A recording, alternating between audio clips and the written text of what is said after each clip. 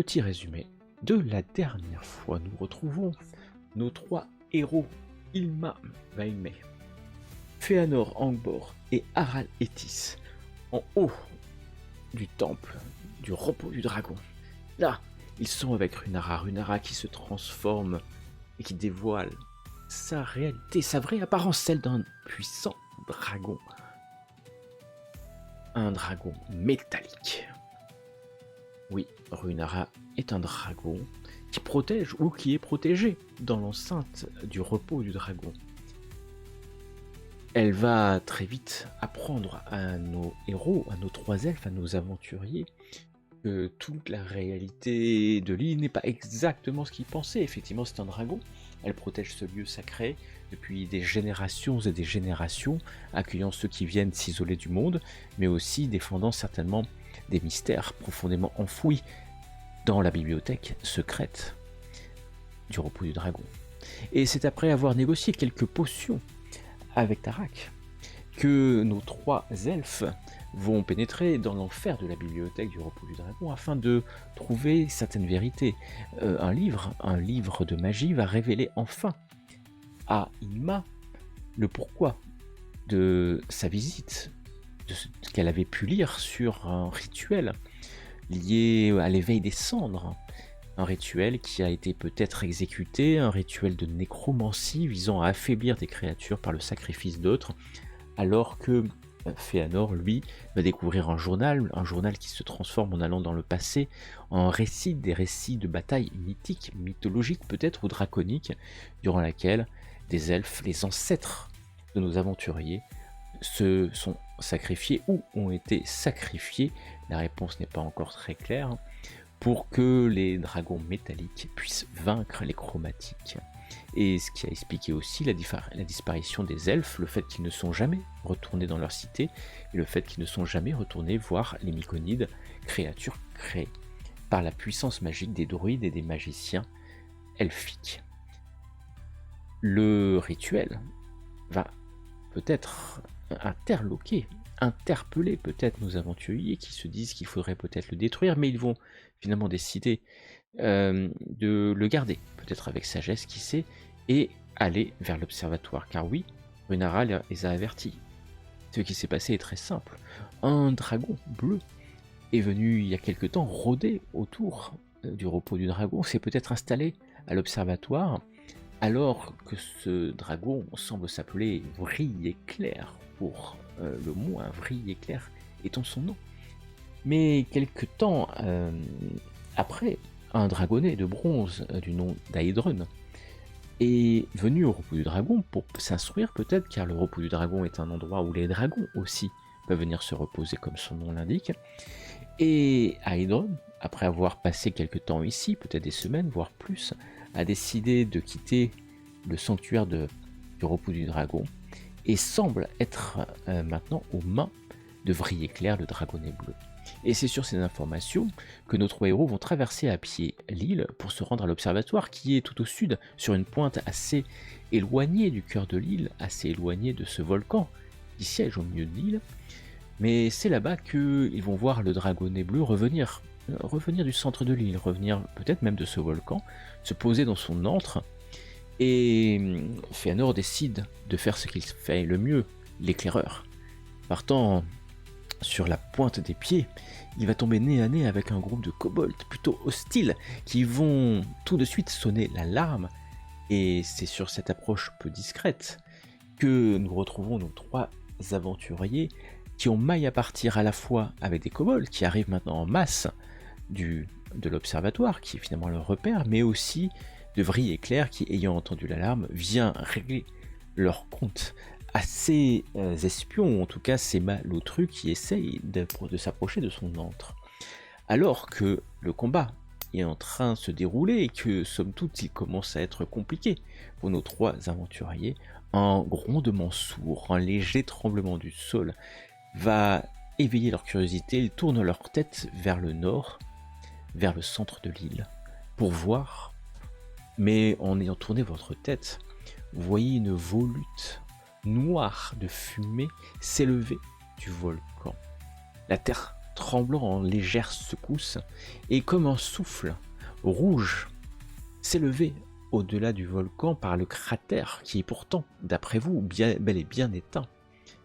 C'est tous les kobolds autour de vous, ainsi que le dragonnet Vrille Éclair, qui tourne la tête vers le volcan, et Vrille Éclair va crier.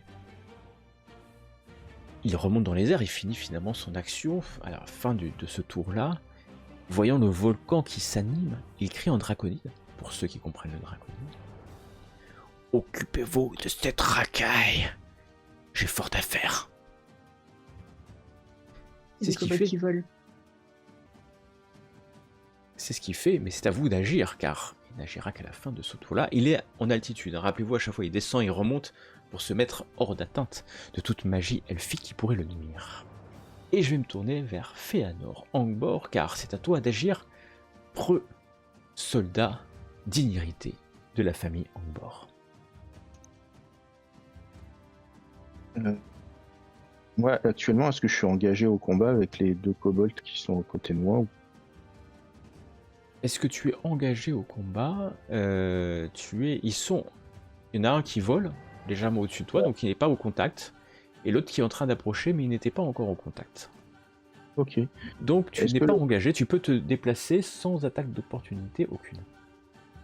Est-ce que le dragon bleu, là, est à portée d'un tir de javelot? Oh, il est bien trop loin. Ok. Bon, bah, dans ce cas-là, je vais me décaler. Donc je peux faire mes cousins en leur criant d'aller s'abriter dans les bois. Très bien. C'est exactement ce qu'il fait, donc tu te replies hein, quelque part. Oui. Aral, tu vois Féanor bondir, courir, alors que tu as toujours... et donc tu as une épée spirituelle et tu vois ton cousin passer à côté en courant et en hurlant ce qui vient d'hurler. Que fais-tu? Eh bien, je vais ordonner à l'épée spirituelle d'attaquer le kobold volant. Déjà, ça c'est gratuit, il me semble. Et je vais observer déjà est-ce que mon cousin est blessé? Qui est blessé en fait? J'ai un peu de mal à voir. Tu as un peu de mal à voir. Si un repli est nécessaire ou si on Ils ont tous pris de légers coups, mais ils ne semblent pas ensanglantés. D'accord. Et le dragon, il est bien en train de partir vers... Alors, il est en altitude pour l'instant, ce n'est pas encore son tour d'agir, mais tu vois qu'effectivement, si tu parles de draconide, Aral, tu as compris qu'il allait certainement partir, laissant aux forces vives draconides, kobolistes, pardon, le soin de s'occuper des intrus que vous êtes.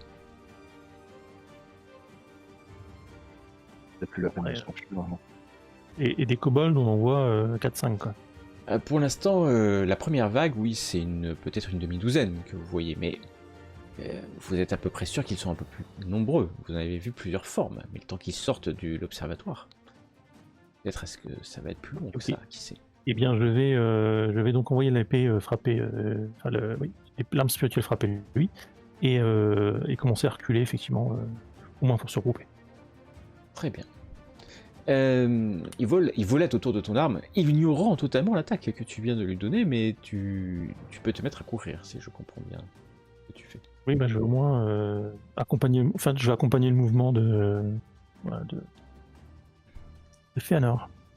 Très bien, et je vais me tourner vers Ima. Car Ima, c'est à toi d'agir. Ouais. J'hésite à prendre la potion, pour être honnête. Mais je me dis, j'aurais peut-être pas 2 fois l'occasion de taper le dragon avant qu'il parte. Donc je vais quand même m'attaquer au dragon. Je t'en prie, tu veux l'attaquer avec... Je vais garder des sorts, je crois que je vais juste...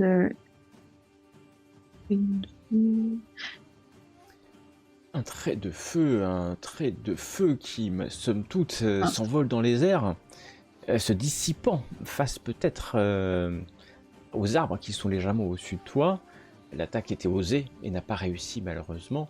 Est-ce que tu te mets à courir aussi? Bah, je suis déjà à l'orée du bois, donc je vais juste. Je sais pas, la carte est limitée. Oui, Donc parce que c'est je dans reste dans notre les bois. esprit, il y a une forêt derrière, tu peux t'enfoncer dans la Ok, bah, forêt. oui.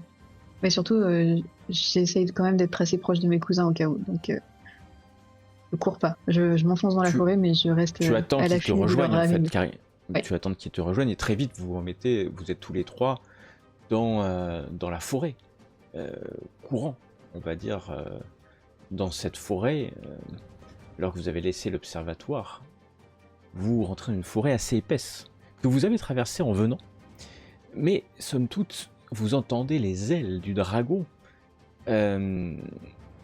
vif, comme une vrille, exploser quelque part, pas exploser, mais se tendre. Et puis d'un coup sec, vous entendez le dragon s'éloigner, mais ce n'est pas le cas des kobolds, car oui, à votre trousse, vous avez des kobolds, qui, somme toute, sont pas aussi faiblards que vous pourriez penser, car vous entendez d'autres voix en draconide qui viennent de l'observatoire, et c'est comme s'ils attendaient d'être assez nombreux pour entamer la fuite, ce qui vous laisse, si vous courez bien entendu, continuez à courir, ce qui vous laisse une grande longueur d'avance, à moins que vous vouliez prendre position afin de défendre votre position dans la forêt. Alors, j'ai peut-être une idée.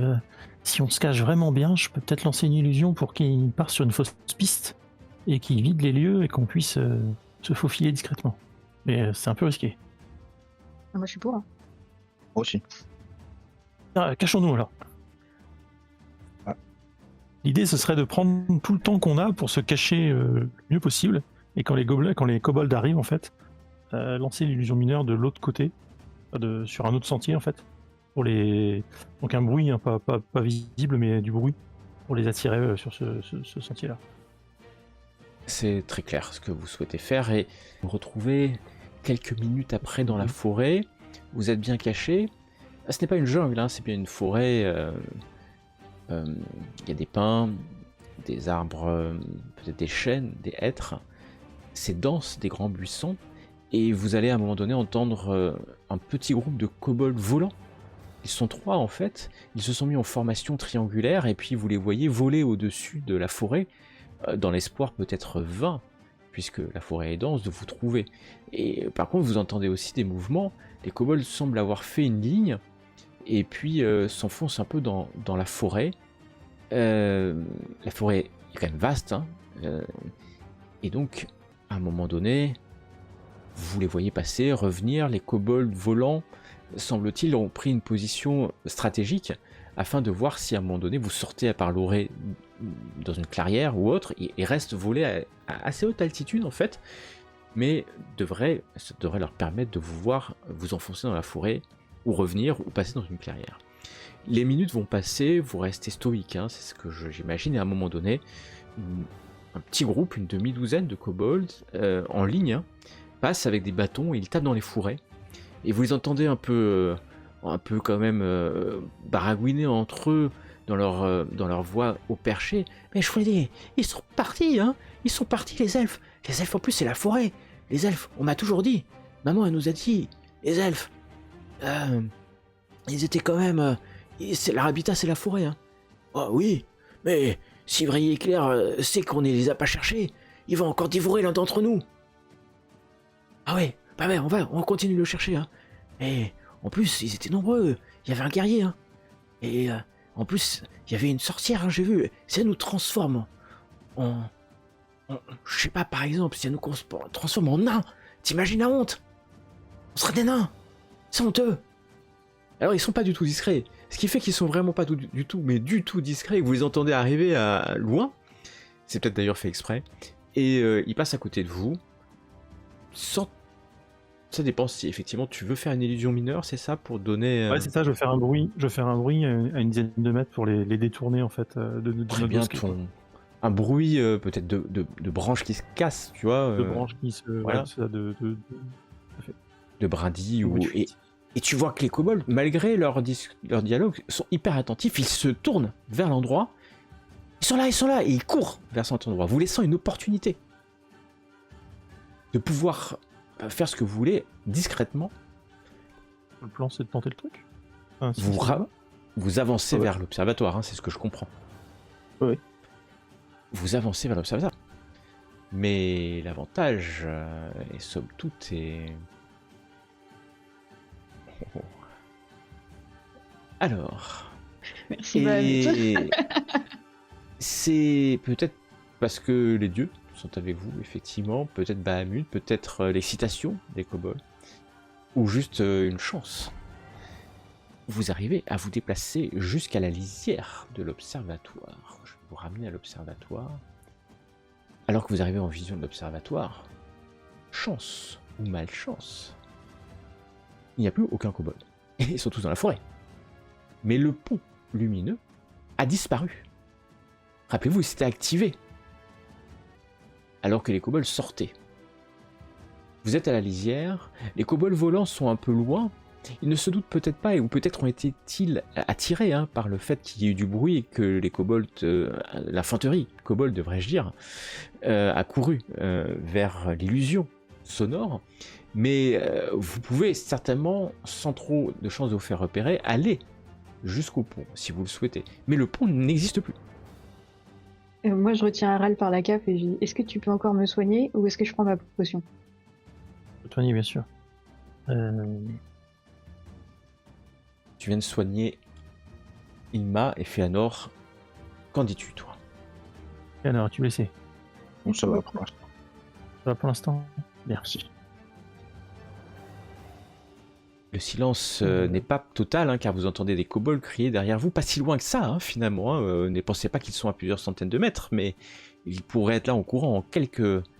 peut-être en moins d'une minute, si vous les entendez ou si vous voyez, surtout ceux qui volent, mais point de traces de vrille éclair. Aussi, peut-être au loin, vous voyez un point bleu aller droit vers le volcan, qui crache de la fumée rouge maintenant. Allons inspecter les statues près du pont. Ouais. Enfin, là où se trouvait le pont. Faut trouver Ouais. comment activer le pont.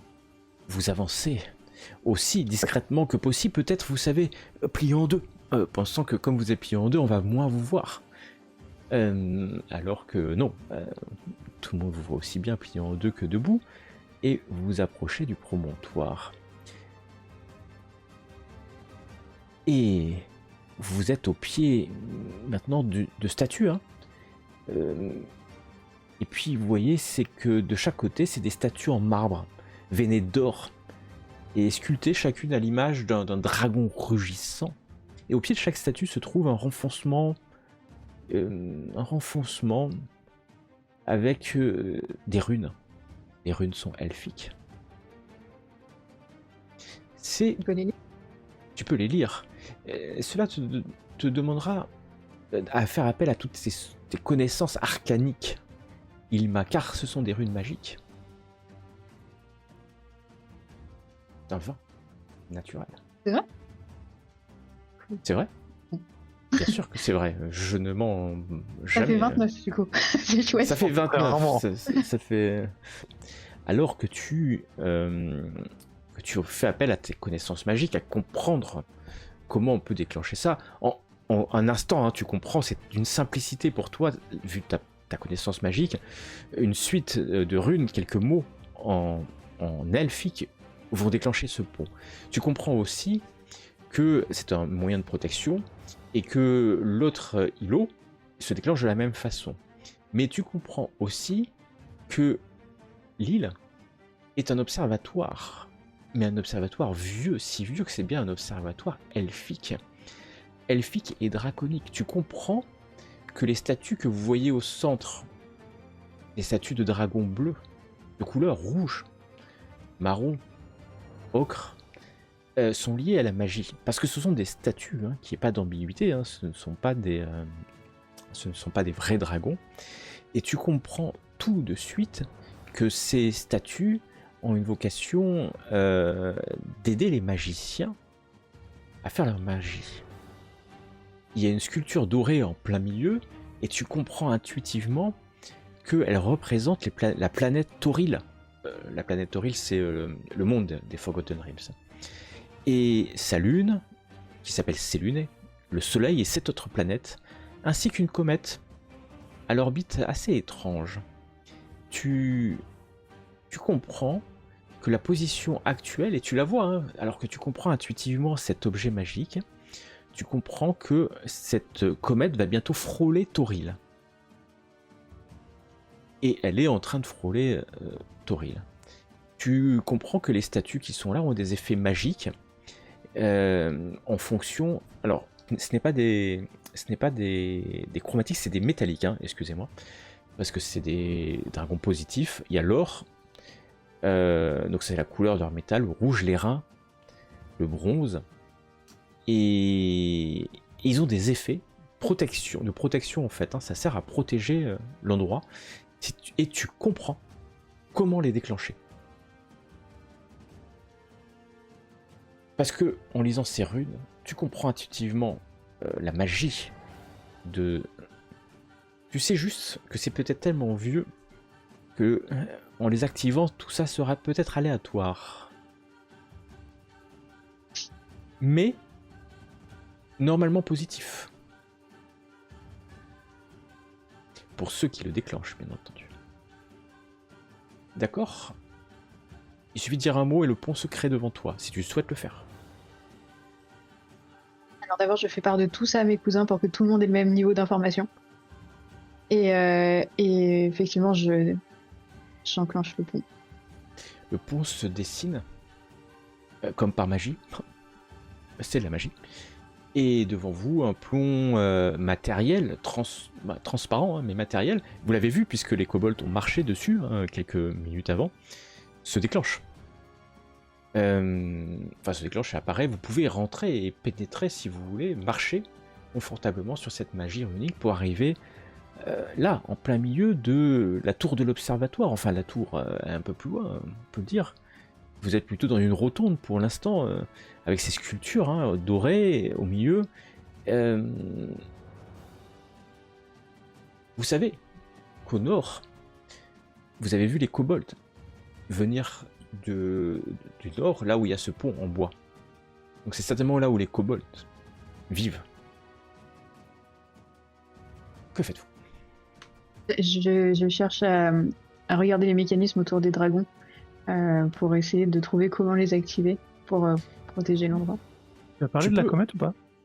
Ouais. Oui, j'ai dit que je donnais tout ce que j'avais comme niveau d'information. Tu as parlé de la comète, j'ai soufflé un vecteur né de la convergence. Mais bien sûr. Tintin. Les mots résonnent dans la rotonde qui n'est plus que mur éboulé, et ces statues immémorielles de dragons et cet observatoire. Sur la droite, il y a un autre pont que vous pouvez déclencher, il n'est pas déclenché présentement. Et il y a une autre petite tour, un peu isolée, ici, hein, au sud, pardon, vers votre droite, au sud. Quant au fond là-bas, vous ne pouvez que imaginer un pont en bois et vous voyez quelques statues, mais vous entendez aussi un souffle qui semble venir de cet endroit. Au nord-est de l'endroit où vous êtes, de l'autre côté de la rotonde éboulée, il y a clairement une créature qui râle. Oui, elle râle, c'est le terme. Râler est bien le terme. Non. Il est venu pour le libérer, allons-y. Si nous arrivons à trouver où il est, nous pourrions peut-être saboter l'arrivée des renforts kobolds en coupant les... Non, souviens-toi, chez les Myconides, ils parlaient de kobolds volants. C'est nous qu'on sabotera si eux peuvent voler et qu'on peut plus partir. Je parle de ce pont-là. Si on est sûr que le dragon qu'on veut libérer n'y est pas, ouais. On peut peut-être empêcher les... Quel genre de mécanisme je peux activer avec les dragons ? Et en fait, tu sais qu'il y a la magie qui est censée défendre l'observatoire ou être positif, mais avec le temps, tu sens bien que les effets vont être plutôt aléatoires. Vous pouvez lire les dragons qui sont là, puisqu'il y a leur nom. Il y a Astalagan, il y a Klisavar, Eldenemir, Charut, Turadaer. Et alors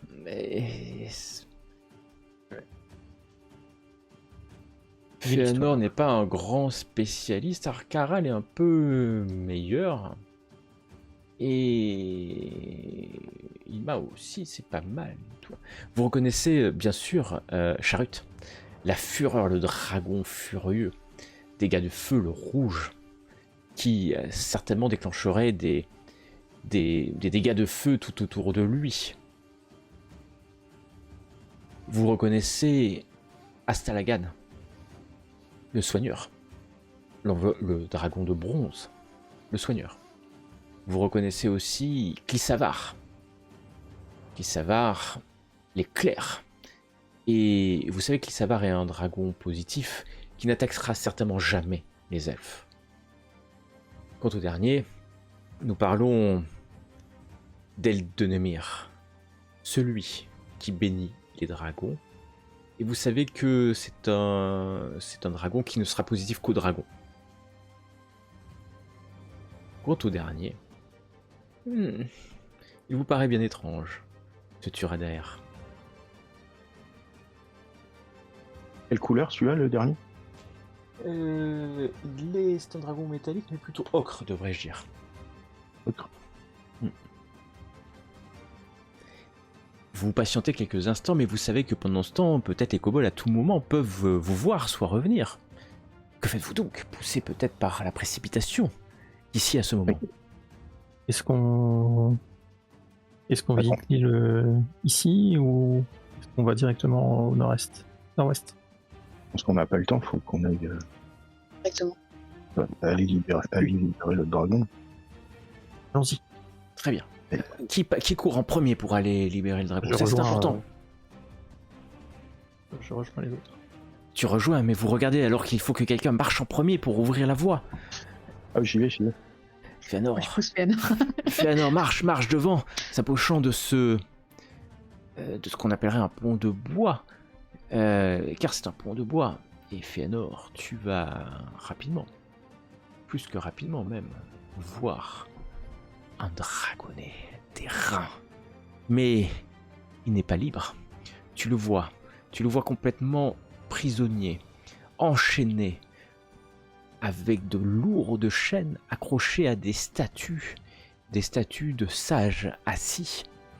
Il est en fureur alors qu'il vous voit arriver, prêt peut-être à hurler. Il hurle, mais vous voyez bien que la magie des chaînes et des statues l'empêche de cracher son feu. Son feu qui pourrait être, pour le coup, c'est de l'éclair, hein, pour le dragon de bronze, dévastateur pour vous. Ouais, je m'approche en tendant une main en geste de paix et je lui dis en draconique que nous sommes des amis et que nous sommes venus l'aider. Il hurle comme ça, et tu vois bien qu'il est en furie en fait, que ce côté animal du draconnet, peut-être est-ce dû à la magie de l'enchaînement, a supplanté son esprit rationnel, et tu vois d'épais mousquetons qui retiennent les chaînes, des anneaux de fer encastrés au pied des statues, et tu pourrais, mais attention, il est en furie. Tu parles, il essaie de t'écouter, tu sens bien qu'il essaie de t'écouter. Fais-moi un test, s'il te plaît. Fëanor, dis-lui qu'on vient de la part de Runara. Ouais, Fëanor, fais-moi un test de Dis quoi? persuasion, s'il te plaît. Je vais utiliser mon point d'inspiration. Tu en Je sais appelles pas à la bénédiction de Bahamut. Et tu peux lancer ton jet de persuasion avec avantage. Ok.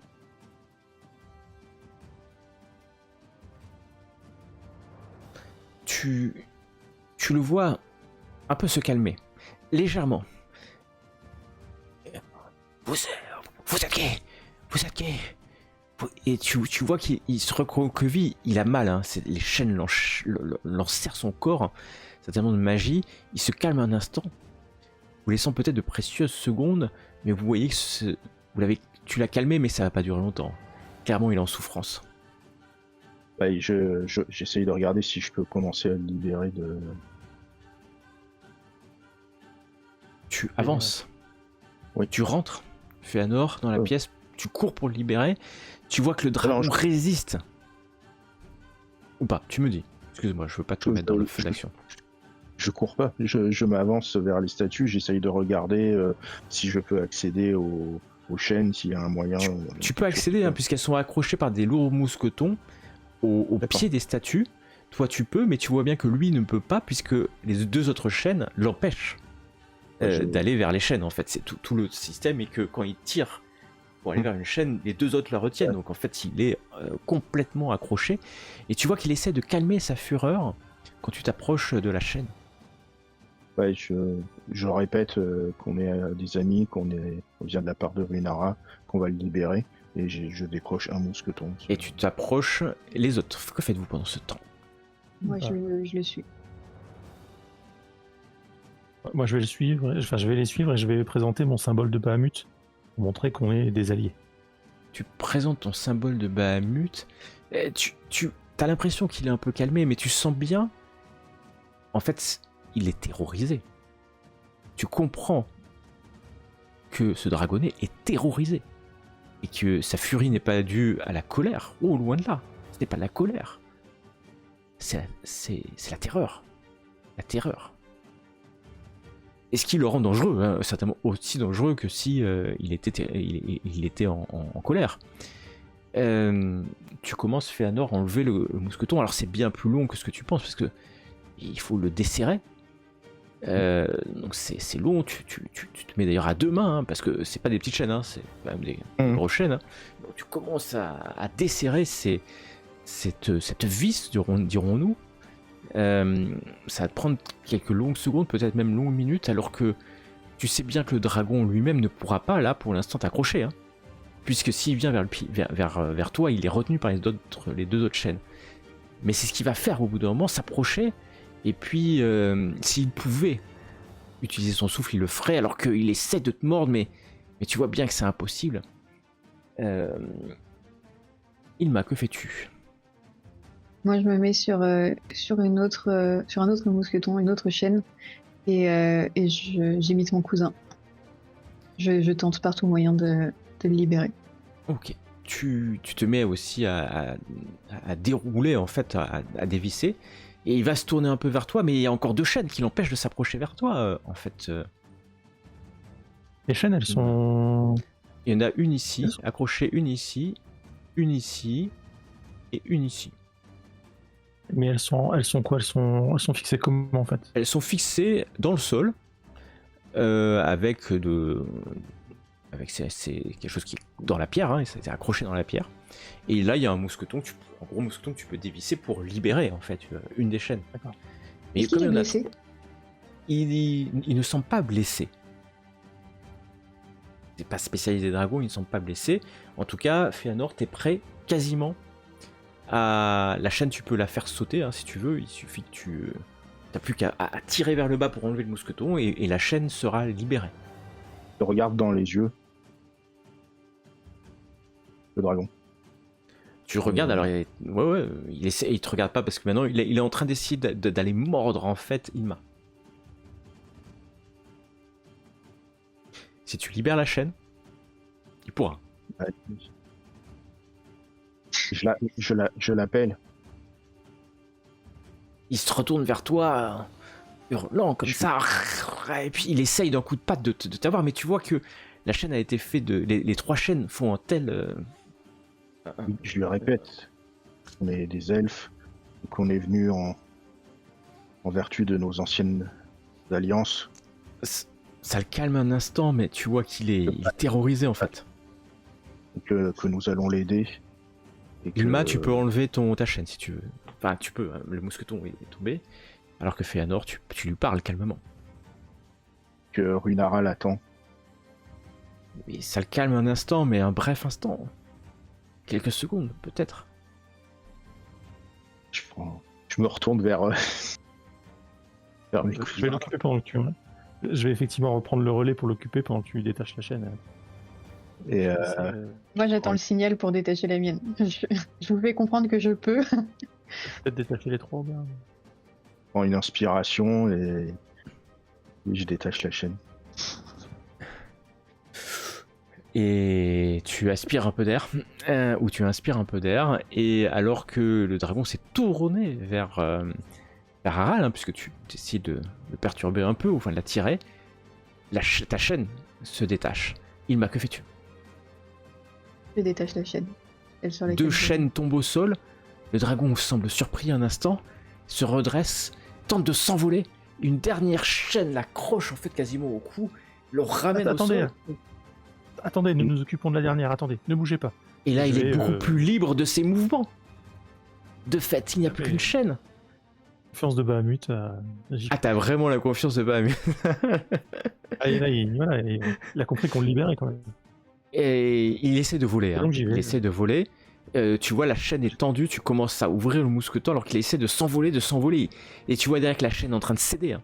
Parce que 3 chaînes, ça lui suffisait. Mais là, la dernière chaîne, il tire de toutes ses forces. Et donc, au moment où tu commences à enlever le mousqueton, sa force t'aide au point où le mousqueton est en train de s'ouvrir en fait. Tu donnes un coup et d'un coup, bam, la chaîne part dans les airs. Il est accroché hein, toujours avec les 3 chaînes sur le corps, mais il est libre. Donc imaginez le dragon avec 3 chaînes qui pendent de lui. Dans les airs, il monte comme ça, mais il y a un mur au-dessus. Il y a le plafond au-dessus. Il reste à voler comme ça à 5-6 mètres. Et d'un coup, il redescend au sol. Il essaye de se transformer. Vous voyez qu'il essaye de prendre forme humaine pendant quelques instants. Suffisamment pour que les chaînes tombent. Mais il n'y arrive pas. Il essaie de se transformer. Vous voyez son corps s'humanoïdifier. Se transmuter en humain. Mais Ouais. sa magie n'est pas assez puissante ou pas assez stable. Et il reprend très vite en fait, sa consistance réelle hein, de dragonnet. Mais les chaînes sont tombées au sol. Il regarde à droite, il regarde à gauche, ses yeux sont injectés de sang. Il tend la bouche vers vous, la gueule, devrais-je dire, du dragon. Vous sentez son souffle. Et il commence à se calmer. Bahamut, Renard, vrillez clair. Vrillez clair. Il est parti au volcan. Volcan. Au volcan. Et vous entendez à l'extérieur des battements d'ailes. Pendant qu'ils font tout ça, moi j'essaye de regarder si je peux le libérer des chaînes qui restent sur son corps. Quand il a voulu se transformer en être humain, comme il a changé de taille, ses chaînes sont tombées. Mais ça a marché? Ah, Ça a ok. marché, elles ont glissé. Et après, il a repris sa consistance. Les chaînes n'auraient certainement pas gêné, de toute manière, puisque ce sont des chaînes qui ont perdu leur magie, maintenant. Et vous entendez à l'extérieur, le battement d'ailes. Et vous entendez les cris d'un dragon qui hurle en draconide. Le moment est venu, mon frère, ton sacrifice pour mon élévation. Et vous entendez un dragon qui se pose à l'entrée même de la tour dans laquelle vous êtes. Le dragon hurle, voyant que vous venez clairement de libérer Aedron. Aedron est affaibli, hein. Faut avoir en tête, il est pas à sa forme hein, maximum ou à sa puissance maximum. Et le dragon vous regarde, étonné de vous voir ici. Plus qu'étonné d'ailleurs. Et nous allons pouvoir commencer un nouveau et peut-être définitif combat. Aral, tu es peut-être le moins surpris d'entre tous. D'entre toutes et tous. Je vais te demander ce que tu fais. Bien sûr. Je vais être ici en fait pour m'embusquer. Comme ça, si le dragon rentre, on fera de revers. Ça évitera de me prendre un éclair dans la tronche. Très bien. Tu J'ai compris la leçon la première fois. te dissimules pour la voir si c'est possible, te cacher en fait à sa vue. Ilma, que fais-tu? Moi je copie sur mon cousin parce que je trouve que c'est une très bonne idée. Et je me mets aussi un petit peu derrière la statue, juste au cas où. Ok. Est-ce que vous retardez une action? Parce que ça c'est votre mouvement. Vous avez le droit de retarder une action, ce qui fait qu'à n'importe quel moment dans le tour, s'il se passe quelque chose que vous avez anticipé, une action sera déclenchée. Typiquement, vous pouvez me dire, si le dragon, si Vrille Éclair rentre dans la tour, je lance ce sort-là, ou je donne un coup d'épée, ou je tire, etc. Et ben, je prépare effectivement un. Comment ça s'appelle une flamme sacrée. Une flamme sacrée. Très bien. Pour attaquer le sacré de Pamut. Moi, je Beau, vais c'est sur la utiliser. porte. Ima, oui. Moi, je vais utiliser mon point d'inspiration et utiliser un chromatic orb. Une S'il chromatic passe, tu lanceras une chromatic orb avec un point d'inspiration. Très bien. Quant à toi, Féanor, c'est pas encore à toi d'agir. Je vais le jouer de manière... Ouvrier Clair va hurler. Des elfes en plus pour le rituel? Des elfes, dit-il en elfe. Quel plaisir cela va être. Et il va commencer à entonner un chant. Un chant sombre et puissant. Un chant qui semble venir de la nuit des temps. Invoquant des dieux sombres et qui sait même. Vous pouvez entendre le son de Tiamat dans ce chant. Il ne bouge pas du tout, mais pas du tout, mais vous sentez éminemment autour de vous la magie commencer à s'activer. Surtout toi, particulièrement Ilma, tu sens la puissance du rituel nécromantique que le dragon essaye de lancer. risqué, mais je dis à tout le monde, sortez, sortez. On verra ça au tour suivant, puisque c'est à Féanor d'agir. Mais Féanor peut fuir, hein, ça c'est sûr. Car il t'a peut-être entendu. Oui. Féanor, que fais-tu? Ouais, Seras-tu le digne héritier de ta famille? Puissant guerrier affrontant l'ennemi face à face? Je me dis que ça serait peut-être bien justement de nous rapprocher des statues, puisque certaines avaient l'air d'être proches des elfes. En tout cas, ce sont des bons dragons, entre guillemets. Donc ouais, je suis le conseil de ma cousine et je me déplace du plus que je peux. Alors tu te déplaces, c'est-à-dire tu te caches, c'est ça, ou tu sors? Non, je sors pour... Ok, tu sors. Je sais pas si je peux l'engager au corps à corps. Ah mais bien sûr tu peux l'engager, il est posé au sol. Ouais. Bien sûr que tu peux l'engager au corps à corps. Ok. Et ben j'y vais, comme ça va l'occuper. Eh ben ça va l'occuper. J'ai plus de points d'inspiration, c'est ça? Non. Ok. Allez, on y va. Oh, joli coup s'il en est. Ton attaque va passer, c'est sûr. Tu plantes ton épée dans l'aile du dragon qui hurle, qui bouge, mais qui reste stoïque. Ces mots continuent à déferler sur toi comme la misère sur le monde. Et c'est à... On peut faire une action de surge, non? Mais bien sûr que tu peux faire une action de surge si tu ne l'as pas utilisé la dernière fois. Non. Je peux le faire. Je vais l'utiliser. Du coup, je peux attaquer une deuxième fois? Et bien sûr. Alors que tu ne le laisses pas reprendre contenance, ton épée s'abat encore sur lui. Cette fois-ci peut-être perturbée par ta première attaque. C'est dans le vide que ton épée va finir sa course. Tu ne l'as pas déconcentré, loin de là, sa fureur. Et tu vois des éclairs commencer à se dessiner dans sa bouche. Tu sais que les dragons n'aiment pas qu'on vienne trop près d'eux. Mais c'est à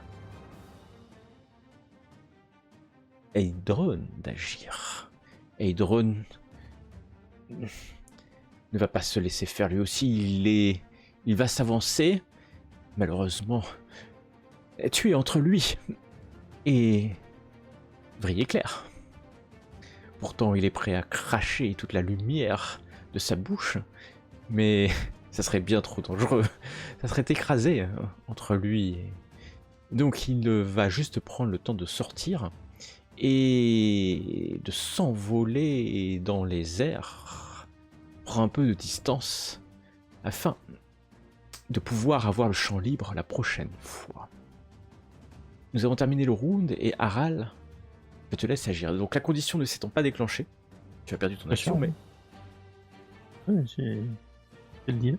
Eh bien, donc effectivement, voyant que le rituel est commencé, je vais demander à ma cousine, j'ai perdu le nom, excusez-moi. Ilma, Ilma, trouve comment arrêter ce rituel. Et je vais sortir vaillamment l'épée au clair. Je vais me prendre un mur. Hop, vaillamment l'épée au clair. Et voyons le dragon. Voyons le dragon devant moi.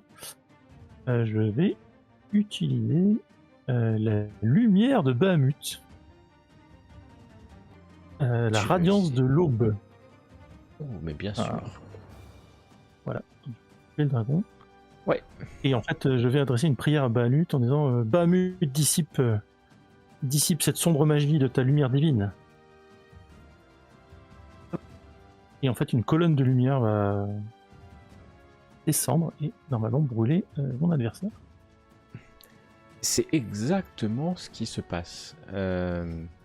Tu vois, Bahamut est avec vous.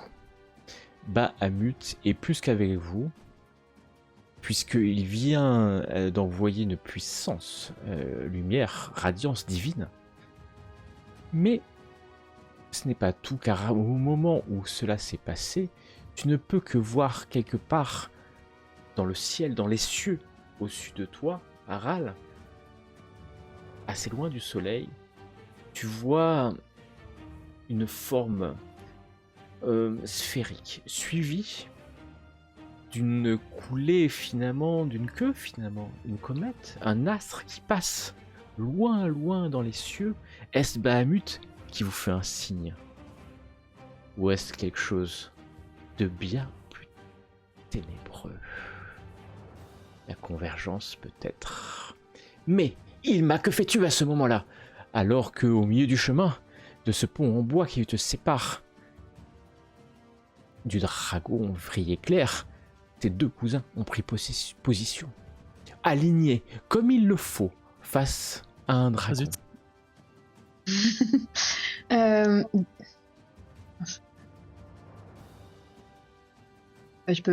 J'imagine que je peux pas passer puisque Aral est là. Tu peux. Alors, Et, au niveau de la comète, au centre des statues. Mais je sais pas si je peux aller jusque là. la distance. Alors, tu peux y aller certainement avec un double mouvement, Mais du coup, je pourrais rien faire sur place. mais pour l'instant, oui, tu pourras rien faire à ce round-là, en tout cas.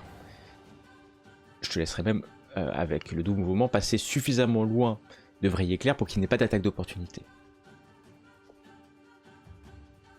C'est ton choix, Ilma. Mais il faut le prendre car la situation est grave. Et je cours me précipiter au niveau de la statue. Du planétarium, quelque part. Du planétarium. Voilà. Tu cours passant assez loin de vriller clair pour qu'il ne puisse t'attaquer, mais tu sens bien que sa magie est là, puissante. Vous sentez la terre vriller. Féanor, tu vois aussi cette comète, mais tu vois aussi, juste de l'autre côté de vriller clair, tu vois le volcan. Et tu vois une flamme rouge, mais cette flamme rouge n'est pas celle d'un volcan. Tu as l'impression qu'un dragon crache du feu au cœur même de l'île des tempêtes. Que fais-tu, Féanor Angbor, de la famille Angbor? C'est pas au dragon avant? Ah, il continue, le dragon il est dans... Je m'écarte un petit peu. Je reste au contact, hein, pour pas. Voilà. Ouais. Juste pour. Voilà. Et je tape. Allez, on y va. Tu tapes. Tu vois bien qu'il va finir, hein, clairement, et qu'il est en train de prendre un risque, mais certainement mesuré, au fait que tu le tapes là, mais il n'en a cure. Qu'est-ce que je peux faire d'autre? J'essaye de taper le plus fort que je peux en criant de mourir. Tu envoies un coup gigantesque, mais tu glisses dans le sang que tu as versé quelques instants plus tôt, le sang de dragon qui ne te porte pas chance.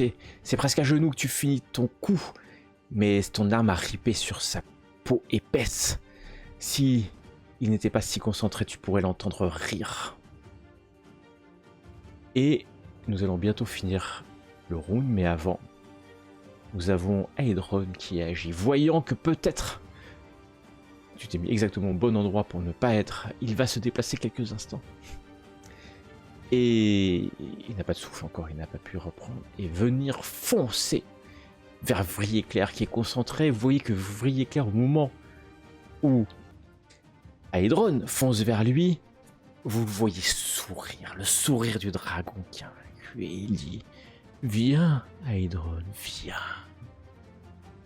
Aedron plante ses serres, il plante ses crocs dans le corps du dragon qui ouvre son cou à Aedron. Aedron rentre dedans, mais tu te rends compte, hein, Aral, qui vient d'offrir son cou, que Vrille-Éclair vient d'offrir son cou à Aedron.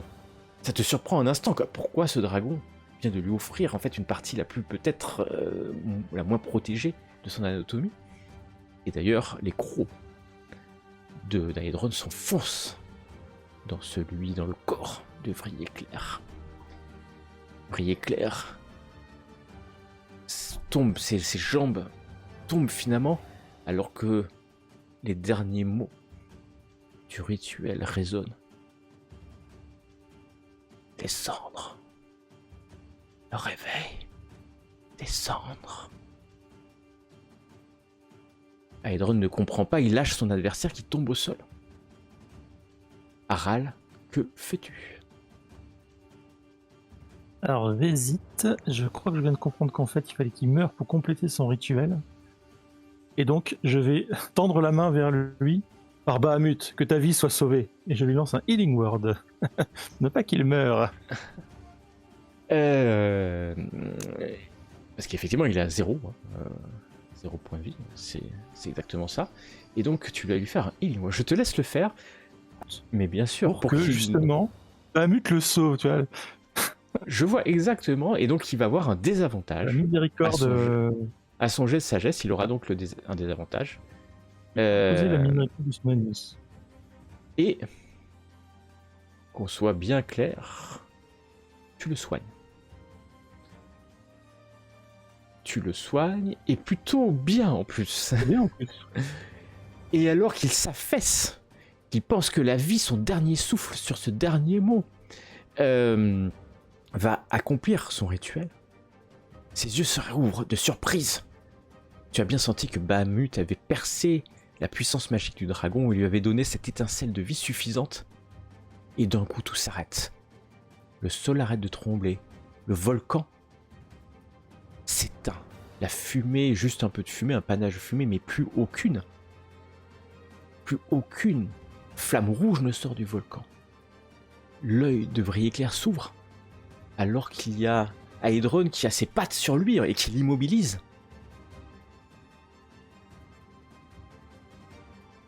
Eh ben,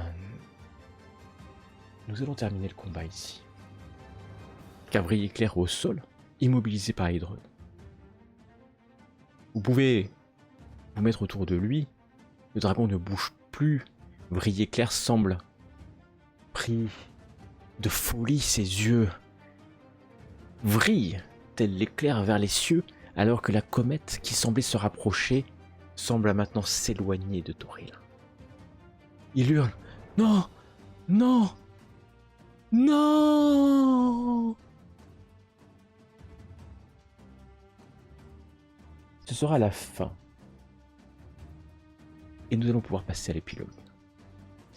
Car Vrille-Éclair va finir enchaîné à l'endroit où quelques minutes plus tôt c'était Aedron. Les chaînes sont remises. Et peut-être d'ailleurs c'est enchaîné par des chaînes. Les kobolds ayant fui l'endroit au moment où le dragon Vrille-Éclair est tombé, c'est enchaîné que vous allez, victorieux, pouvoir ramener Vrille-Éclair enchaîné, accompagné d'Aedron, jusqu'au repère. Et donc, quand vous allez revenir, Runara va vous accueillir. Elle va surtout accueillir les deux dragons qui vont s'isoler.